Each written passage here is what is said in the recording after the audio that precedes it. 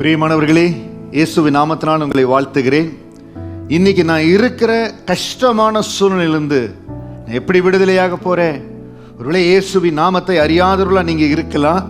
ஏசப்பாவை நோக்கி கூப்பிடுகிற பொழுது என்ன கஷ்டமான சூழ்நிலை இருந்தாலும் விடுவிக்க நான்ற வல்லமை உள்ளவர். வேதத்திலிருந்து ஒரு பகுதியில் ஒரு வசனத்தை உங்களுக்காய் வாசிக்கிறேன். சங்கீதம் 61வது அதிகாரம் முதல் 2 வசனம். அதை வாசித்த ஆண்டுடைய ஆசீர்வாதத்தை உங்களுக்காய் கொண்டு வருகிறேன். தேவனே, என் கூப்பிடுதலை கேட்டு என் விண்ணப்பத்தை கவனியும். என் இருதயம் தொய்யும் போது பூமியின் கடையாந்தரத்திலிருந்து உம்மை நோக்கி கூப்பிடுவேன். எனக்கு எட்டாத உயரமான கண்மலையில் என்னை கொண்டு போய்விடும். இன்னைக்கு ரொம்ப குழியில இருக்கிறான் பாஸ்டர். ரொம்ப கைவிடப்பட்ட சூழ்நிலையில நல்லா வாழ்ந்தேன். சில பேர் சொல்றாங்க பாருங்க, இவங்க வாழ்ந்து கெட்ட குடும்பம், நல்லா வாழ்ந்த நல்ல காரியம் இருந்தது, ஆனால் ஏனோ தெரியல இன்னைக்கு ரொம்ப கஷ்டமான சூழ்நிலை கடந்து போயிட்டேன். ஏசப்பாவை நோக்கி பார்த்து, ஆண்டவரே, இந்த கடினமான சூழ்நிலையில வசனம் சொல்லுது பாருங்க, என் இருதயம் தொய்யும் போது. யாருகிட்ட சொல்ல முடியல, இருதயத்தில் இருக்கிற கஷ்டத்தை யாருகிட்ட சொல்ல முடியல. நெஞ்சே வெடிச்சிடும் போல இருக்குது. என் இருதயம் தொய்யும் பொழுது பூமியின் கடையாந்திரத்திலிருந்து உம்மை நோக்கி கூப்பிடுவேன்.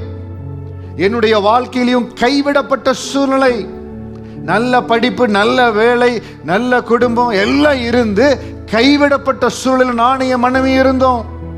எப்படி இந்த காம்ப்ளிகேட்டட் சிச்சுவேஷன்ல எப்படி இந்த ப்ராப்ளத்திலிருந்து விடுதலை ஆவது, எப்படி இந்த போராட்டத்திலிருந்து விடுதலை ஆவது தெரியவே இல்லை. ஒரே ஒருவரை நோக்கி கூப்பிட்டோம். இயேசு விடுதலை கொடுப்பார் என்று தெரிந்தது. அவரை நோக்கி கூப்பிட்டோம். உம்மை நோக்கி கூப்பிடுவேன்னு சொன்ன வார்த்தையின்படி, ஏசப்பா நீங்க உதவி செய்யணும், இயேசுவே எங்களுக்கு இறங்கணும் அவரை நோக்கி கூப்பிட்டோம். எனக்கு எட்டாத உயரமான கண்மலையில் என்னை கொண்டு போய் விடுன்னு அந்த தேவ பக்தன் கூட்டது போல எங்களை விடுதலையாக்குன்னு கூப்பிட்டோம்.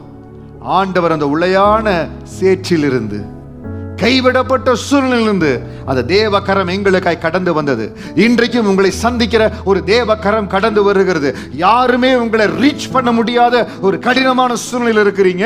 அந்த பலத்த கரம் உங்களை தேடி வருகிறது. அந்த பலத்த கரம் உங்களை விடுதலையாக்க போகிறது. அந்த கரம் உங்களை உயர்த்த போகிறது. உங்க இருதயம் தொய்கிற பொழுது நீங்க செய்ய வேண்டிய ஒரே காரியம், என் மனசெல்லாம் கஷ்டமா இருக்குது, என்ன செய்யறதுன்னு தெரியல, ஏசப்பா என்னை விடுதலையாக்குங்க, ஏசப்பா என்னை உயர்த்துங்க, ஆண்டவரே எனக்கு இறங்குங்கன்னு இப்ப நான் ஜெபிக்கிற பொழுது, நீங்க கேட்கிற பொழுது ஆண்டவர் உங்களுக்காக அற்புதத்தை செய்ய போறார். ஆண்டவரே, இந்த வார்த்தையை கேட்டுக்கொண்டிருக்கிற, இந்த சத்தத்தை கேட்டுக்கொண்டிருக்கிற அன்பு மகன் மகள் எந்த சூழ்நிலையில் இருந்தாலோ, இயேசுவே எனக்கு இறங்கும் என்று கேட்கிற பொழுது அவர்கள் கடந்து போகிற கடின பாதை, துன்பத்தின் பாதை, ஆண்டவரே யாருமே விடுவிக்க முடியாத பாதை, அதிலிருந்து கர்த்தர் வெளிக்கொண்டு வரும்படியா உங்க பாதத்தில் ஒப்பு கொடுக்கிறேன். ஆண்டவரே, உங்க வசனம் சொல்லுகிறபடி எட்டாத உயரமான கண்மலையில இவர்களை கொண்டு போய் வைங்க. ஆண்டவரே, இயேசுவின் நாமத்தினால உங்கள் கண்ணீர் எல்லாம் ஆண்டவர் துடைக்கிறார். உங்க வாழ்க்கையில் ஒரு மாற்றம் வருகிறது. கர்த்தர் மாற்றத்தை கொடுக்கிறார். ஏசப்பாக்கு சொல்லுங்க, ஆண்டவரே என் சூழ்நிலையை மாற்றுவதற்காக ஸ்தோத்திரம். ஏசப்பாவை பிடித்து கொள்ளுங்க. இந்த உலகத்துல யாருமே விடுதலையாக்க முடியாத, யாருமே சுகப்படுத்த முடியாத, எந்த இடத்துல மாறுதலே வராது இருக்கிற இடத்துல ஏசப்பாவுடைய ஒரு பார்வை, அவருடைய ஒரு தொடுதல் பெற்றா எல்லாம் மாறிவிடும். உங்கள் வாழ்க்கையும் மாறுகிறது. எல்லா இடத்துல இருந்து நீங்க ஜெயத்தை பெற்றுக்கொள்கிறீங்க. சந்தோஷமா மகிழ்ச்சியா இருங்க. இயேசு வந்த வீட்டுல எப்பொழுது சந்தோஷம். God bless you.